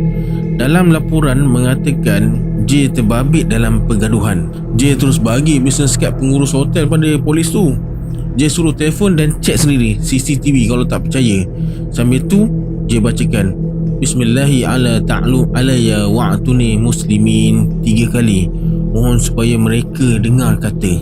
Tak lama kemudian mereka bercakap sesama sendiri dan bagi balik pasport J. Polis suruh J teruskan perjalanan. J bersalaman dan ucapkan terima kasih. J terus naik bas mula. Tiba-tiba penumpang kerusi sebelah bertanya dekat J, dia minta wang berapa? Saya tak bagi wang. Biasanya mereka minta wang dari orang luar. Kamu kira nasib baiklah dia tak minta wang. Perjalanan baru 6 jam. Ada lebih kurang 12 jam lagi baru sampai. J ajak penumpang sebelah tadi main chess dekat belakang. Bas untuk perjalanan jauh ada sediakan ruang kecil untuk merokok. Dekat ruang tu lah ada meja chess dan tingkapnya boleh dibuka. Sambil main chess, J merokok. Lepas sejam dekat situ, J balik ke tempat duduk semula. Lepas tu penumpang lain pula ganti tempat dia. J pun sambung tidur semula. Dia terjaga bila bas berhenti dekat Surakarta atau Solo untuk turunkan dan ambil penumpang yang nak ke Blitar. Dekat Surakarta, bas berhenti selama 1 jam. J turun makan, mandi dan solat isyak serta qada maghrib. Hampir keseluruhan warga Surakarta orang Jawa. Logat Jawa mereka sama dengan majoriti Jawa dekat Malaysia. Hingga kan pekedai ingat J ni orang tempatan masa J beli buah salak. Mereka terkejut bila J beritahu yang dia orang Jawa Malaysia. Dia tambah 5 biji lagi buah salak tanda salam silaturahim. J bagi RM10 sambil sebagai simbolik salam pengenalan. Masa naik bas, J terpandang seseorang yang amat dikenal, Hastomo. Dia berjalan dekat depan J. Rupa-rupanya dia pun nak ke Blitar, tapi dia tak perasan pula J. Dia duduk dekat barisan ketiga dari belakang. J beritahu Mut, Hastomo ada dalam bas. Mut berkata, hati-hati bang, kalau boleh tak mau ribut-ribut lagi. InsyaAllah. J pun sebenarnya penat dengan semua ni, tapi bila teringat kata-kata guru dia dulu, akan ada banyak dugaan selama beramal ilmu bela diri ni, J pasrah. Berani buat, berani tanggung. Cuma J bercadang akan berhenti mengamal bila tiba masanya nanti. Hanya akan amal yang penting-penting je. Sedang J mengelamun, bas tiba-tiba berhenti. J tengok jam, dah pukul 10 malam. Nak kata rosak, enjin hidup. Tiba-tiba terdengar suara garau dan kuat dari depan. Keluarkan semua wang, jangan melawan. Alamak, penyamun. J tengok 3 orang bersenjatakan pedang samurai. Suruh penumpang serahkan wang pada mereka. Mereka semua bertopeng. Seorang dari mereka telah merampas kunci dan ikat pemandu tu. Cepat bagi wangnya. Kedengaran dari arah belakang pula. Bila J toleh, rupa-rupanya dekat belakang ada 2 orang lagi penyamun yang lengkap bersenjata dan bertopeng. Mereka ni mesti naik lebih awal lagi. J tengok Mut tenang je sambil mulutnya terkemak-kamik membaca sesuatu. Nak cuba panggil orang tua tadilah. Mana tahu betul cakap dia. Terus J sedekahkan Al-Fatihah dan seru namanya. Tak sampai seminit, tiba-tiba bas terasa digoncang dengan kuat. Sampaikan beg yang diletakkan atas kepala penumpang jatuh ke lantai. Bas macam kapal dipukul ombak. Ramai yang jatuh ke lantai bas. Tak semena-mena bas kembali seperti sedia kala. Tapi penyamun-penyamun tadi menjerit ketakutan macam ternampak sesuatu yang mengancam nyawa mereka. J toleh ke belakang. Penyamun dekat belakang pun macam tu juga. Mereka semua melutut ketakutan sambil berkata, ampun pak, ampun pak. Tak lama lepas tu mereka semua pingsan. Bila tengok penyamun-penyamun tu dah pingsan, beberapa orang penumpang pun ikat mereka. Pemandu bas terus call polis guna walkie-talkie. Setelah ikatan dibuka, J tinjau ke belakang dan cari-cari mana perginya Hastomo. Entah-entah dia penyamun tak? Pertanyaan J terjawab bila 2 orang penumpang buka semua topeng yang dipakai. Hastomo salah seorang daripada mereka. Alhamdulillah, tak perlu aku keluar tenaga untuk berlawan. Pembantu bapak ke yang datang? Soalan tu tiba-tiba menerpa kefikiran J. Tak mustahil kalau Allah mengizinkan. Sedang J berfikir tu, tiba-tiba tingkap tempat dia duduk tu diketuk dari luar. Tak. J tengok seseorang berdiri sambil angkat tangan. Tapi tak boleh cam sebab keadaan dekat luar cuma diterangi cahaya bulan dan lampu jalan je. Dia berjalan menuju ke lampu jalan dan berdiri dekat bawah lampu. Bila dia angkat tangan sambil goyangkan tasbih kecil, baru dia teringat Pak Kosnan rupanya. Pak Kosnan tu orang tua tu lah. Dia melambaikan tangan tanda nak beredar. Dia sempat melambaikan tangan sebelum dia hilang ditelan kegelapan malam. Abang lambai siapa tu? J cuma tersenyum. Dia cakap nanti kat rumah baru dia beritahu. Lebih kurang setengah jam menunggu, barulah polis sampai. 2 kereta dan 1 trak polis sampai. Kesemua penyamun diberkas dan diletakkan di dalam trak. Yang menghairankan lagi ialah penyamun semua tersedar lepas mereka digari. Dah macam dibuat-buat pun ada. Tapi itulah hebat macam mana pun penyamun merancang, Allah lagi maha perancang dan sebaik-baik perancang. Wah, lebih kurang pukul 5 pagi, bas selamat sampai di terminal bas Patria Belita. Sementara tunggu siang, J berserapan dekat satu warung yang dibuka 24 jam. J tak nak suruh sesiapa jemput dia pun, tak nak menyusahkan mereka. Lepas solat subuh dekat surau terminal, J balik ke rumah naik ojek. Sampai dekat rumah, cuma mak mentua dan Mas Arifin je yang ada. Bila J tanya mana yang bapak, mereka semua diam. 2-3 kali J tanya, tapi tak ada jawapan. Mas Arifin bersuara, bapak dibawa ke balai polis. Ninja yang cedera parah dibelukar, bilang bapak jadi macan. Pak Kiai dibawa ke balai polis malam tadi atas tuduhan mendatangkan kecederaan. Hanya akan dibebaskan lepas diambil keterangan. Dia tahu ini satu fitnah terancang sebab Pak Kiai adalah ketua kepada pertubuhan ulama dekat daerah tu. Ini bertujuan menjatuhkan imej sekolah pondok, seolah-olah pemimpin sekolah pondok melakukan kerja-kerja kurafat. Lepas solat Zuhur, J ke balai polis dengan Mas Arifin. J jumpa ketua balai sebab nak menjelaskan kedudukan yang sebenar. J beritahu pihak polis yang Pak Kiai tidur sebelah dia masa kejadian dan beritahu harimau tu adalah harimau penjaga kampung. Ia akan datang bila dipanggil, bila kita diancam musuh. Bukan Pak Kiai yang bertukar jadi harimau. J tahu Pak Kiai pun bagi jawapan yang sama, tapi disebabkan kerenah birokrasi, semua jawapan tu tak terpakai. Bila J nak jumpa Pak Kiai, mereka tak benarkan dengan alasan Pak Kiai sedang disiasat pihak atasan. Anggota polis tu berkata, kalau benar macan tu bisa dipanggil, silakan panggil sekarang. Kalau gak, bererti memang bapak kamu yang jadi macan. J dan Mas Arifin berpandangan. Mas Arifin tak boleh berhubung dengan harimau. Nak minta tolong Nanang, mesti dia dekat sawah lagi. Pak Bagong dah tentu tak nak. Tiba-tiba J teringat Pak Kosnan. Alamak, surat dia bagi aku lupa baca. Tak apa, balik nanti aku baca. Sekarang nak cuba minta tolong dia dulu. Nak ke dia suruh pengikutnya kemari dan menyamar jadi macan yang serang ninja tu? Fikir J berkata, baiklah, nanti saya panggilkan macan tu, biar bapak kalian lihat sendiri. Mereka ketawakan J dan bercakap jauh sesama mereka. J keluar kejap. Dekat tepi balai, J pejamkan mata. Kemudian sedekahkan Al-Fatihah kepada Pak Kosnan untuk berhubung dengan dia guna telefon pekak.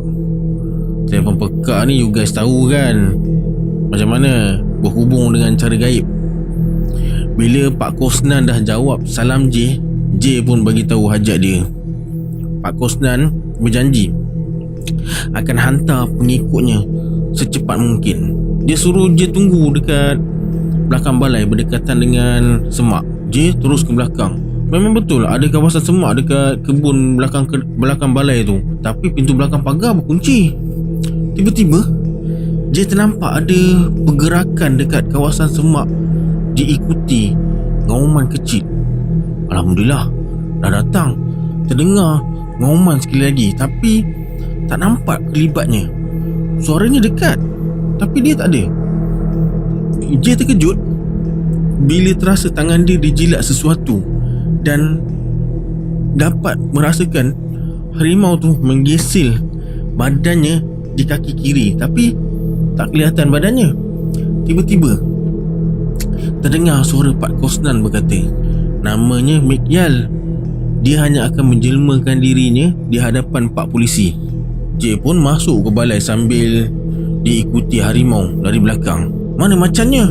Kata sarjan polis sambil ketawa diikuti gelak ketawa kawan-kawan dia yang lain. J meraba-raba cari kepala harimau tu. Bila terasa dia pegang kepalanya, dia usap sekali dan menepuk perlahan 3 kali. Itu betul dari Pak Kosnan.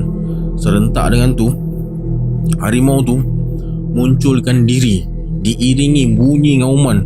Kelima-lima anggota polis terkejut dan mengulurkan diri perlahan-lahan. Mikyal berjalan ke arah pintu lokap tempat Pak Kiai ditahan. Seorang anggota polis cuba keluarkan pistol, tapi tangan dia terkaku. Mikyal mengaum depan pintu lokap sebaik saja nampak Pak Kiai. Pak Kiai hulurkan tangannya, lalu tangannya dicium oleh Mikyal. Seorang juru gambar polis merakamkan kejadian tu dengan kameranya. Lepas cium tangan Pak Kiai, Mikyal sama, lebih kurang sama bunyi dia. Mikyal datang dekat J. J tunduk dan biarkan dia cium dahi J. Lepas tu dia mengaum, lalu hilang dari pandangan. J pergi dekat Pak Kiai bersalaman dan cium tangan J. J berkata, jangan khawatir Pak, sebentar lagi udah bisa pulang. J terus jumpa ketua balai dan menagih janji dia. Kalau bapak gak mau lepaskan bapak mentua saya khawatir bapak semua diserang macan tadi. Mereka berbincang sesama mereka. Tak lama kemudian, ketua balai buat satu panggilan. Lepas berbual, dia suruh anggotanya lepaskan Pak Kiai. Mereka pun terus pulang setelah tuduhan terhadap Pak Kiai digugurkan. Sampai dekat rumah, J terus baca surat yang Pak Kosnan bagi. Allahu Akbar. Terkejut J. Dekat surat tu tertulis, nak, bapak serah Mikyal pada kamu. Dia yang nak ikut kamu. Jangan risau, dia makhluk Allah yang beriman. Dia hanya akan ikut kamu sehingga akhir hayat kamu saja. Tak perlu wariskan. Dia bukan saka. Seandainya kamu telah dijemput ilahi, bererti dia telah habis tugas dan akan kembali ke Jawa. Dia hanya akan hadir bila betul-betul perlu dan kamu tidak boleh menangani hal tersebut. Semuanya dengan izin Allah juga. Seandainya dia membantu, itu juga dengan izin dan kuasa Allah, bukan kuasa dia. Tolong rahsiakan perkara ni. Keluarga tak perlu tahu, tapi bapa mertua kamu pasti akan tahu sendiri nanti. Kalau orang cuba terawang pun tak akan nampak macan tu. Itulah baik-baik kata Pak Kosnan. Yang lain adalah cara panggil Mikyal hadir untuk membantu. J termenung sekejap. Patutlah masa Mikyal cium, J dapat rasakan ianya ciuman yang penuh dengan kasih sayang. Petang tu, selepas solat asar, Pak Kiai panggil J. Dia kata masa dekat balai, Mikyal bagi tahu dia akan ikut J balik ke Malaysia. Kalau tak terdesak, jangan dipanggil, pesan Pak Kiai. Pak Kiai berkata, ni bapak ditahan polis pun bapak tak panggil macan untuk munculkan diri, sebab bapak percaya Allah akan tolong ikut jalan lain. Buktinya kamu datang bawa macan. J berjanji akan ikut pesan dia. Malam tu Pak Kiai ruqyah J sekali lagi. Buang semua ilmu yang tak perlu, amalkan apa yang diwajibkan belajar dan istiqamah. Cukuplah dengan ilmu dunia yang ada, tak perlu ditambah. Esoknya J bangun dengan badan yang betul-betul segar dan ringan. Tak ada lagi rasa berat badan amalkan ilmu dunia ni. J cuma ingat nak balik KL dan lupakan semua peristiwa yang terjadi. J percaya kalau dia ceritakan pada kawan-kawannya dekat Malaysia, mesti mereka tak percaya. Tuduhan merapu dan tipu mesti keluar dari mulut mereka. J berjanji akan simpan semua memori di Jawa dan rahsiakan dari orang lain. Cuma berapa lama J boleh simpan, dia pun tak pasti.